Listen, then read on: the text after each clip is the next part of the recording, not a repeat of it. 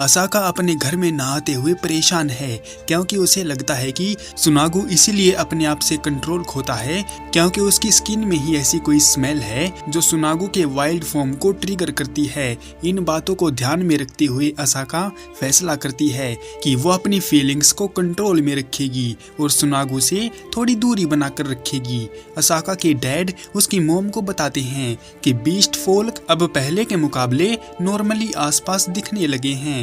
हालांकि उनको डर भी है कि कहीं वो इंसानों के लिए खतरनाक साबित ना हो जाएं, लेकिन असाका इन सब बातों से एग्री नहीं है क्योंकि बीस्ट फोल्क भी इंसानों की तरह ही बड़े होते हैं, काम करते हैं, खाते पीते हैं, घूमते फिरते हैं और इंसानों के जैसे ही मर जाते हैं। क्या हुआ अगर उनकी शक्ल कुत्तों जैसी है तो उनके अंदर भी तो फीलिंग है, वो भी तो एक नॉर्मल लाइफ जीना चाहते हैं। इन सब ख्यालों में खोई हुई असाका को लगता है कि सुनागु एक बेस्ट पर्सन है और वो एक इंसान, लेकिन ये दुनियादारी वाले लोग इतने हरामी होते हैं कि वो उनके प्यार को समझ नहीं पाएंगे। तभी उनके ग्रुप में गुड नाइट वगैरह के मैसेज आते हैं तो असाका सोचती है कि वो भी सुनागु को पर्सनली गुड नाइट बोल दे, लेकिन उसकी हिम्मत ही नहीं हो रही थी।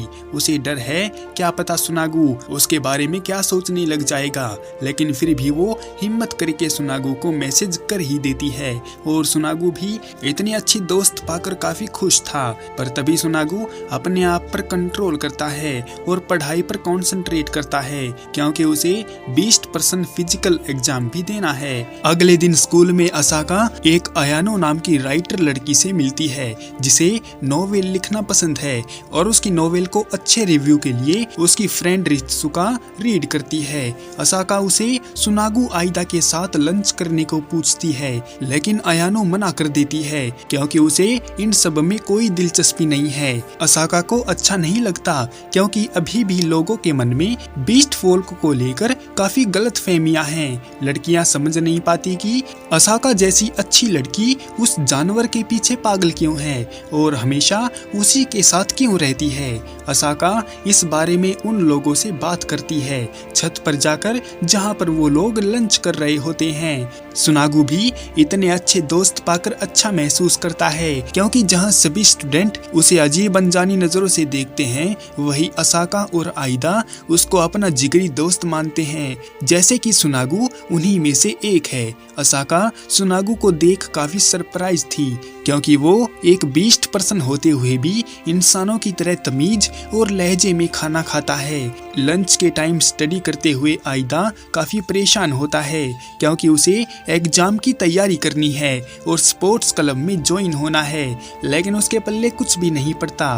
तो सुनागु उसकी मदद के लिए आगे आता है और उसकी एग्जाम तैयारी करवाने में मदद करता है। उसके पढ़ने के स्टाइल और समझाने के अंदाज से वो दोनों हैरान थे क्योंकि सुनागु काफी स्मार्ट और समझदार लड़का है। फर्स्ट ईयर के एग्जाम होने लगते हैं और सब लोग अपना एग्जाम अच्छे से देते हैं। फिर जब रिजल्ट आता है तो सब लोग चौंक जाते हैं क्योंकि फर्स्ट ईयर में पहले नंबर पर टॉप किया था सुनागु हिदाका ने। उसी की मदद से असाका और आइदा की रैंक भी काफी हाई चली गई थी।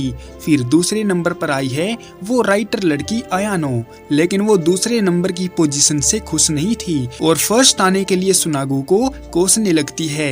उसका कहना है कि उस बीस्ट पर्सन का अस्तित्व ही मिट जाना चाहिए। अयानो ये कहकर वहां से चली जाती है और जब असाका और आइदा सुनागु को उसके फर्स्ट आने की खबर देते हैं तो सुनागु को इन सब से कोई भी फर्क नहीं पड़ता क्योंकि ये सब उसके लिए आम बात है।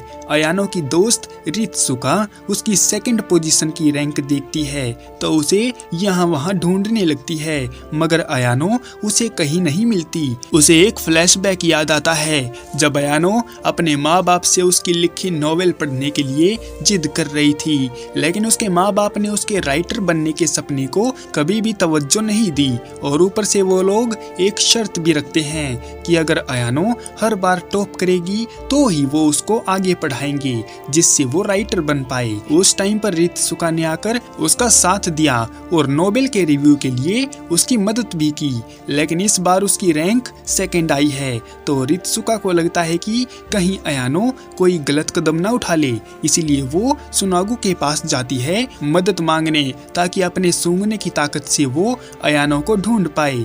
रित्सुका सुनागू को दोष देने लगती है कि ये सब उसी की वजह से हो रहा है, क्योंकि उसने टॉप किया है। अब देखो, ये सब तो काफी रोड़ा लहसुन वाली हरकत है, लेकिन फिर भी सुनागू उसकी बातों पर ध्यान न देते हुए मदद करने के लिए राजी हो जाता है।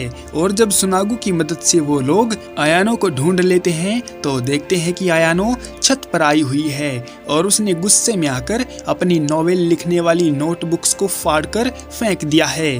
इन सब से रित्सुका अयानो पर गुस्सा होती है और उसको समझाने लगती है। अयानो की फटी नोटबुक्स देखकर असाका को काफी बुरा लगता है और उसे अयानो की लिखी नॉवेल पढ़ने की क्यूरियोसिटी जागती है।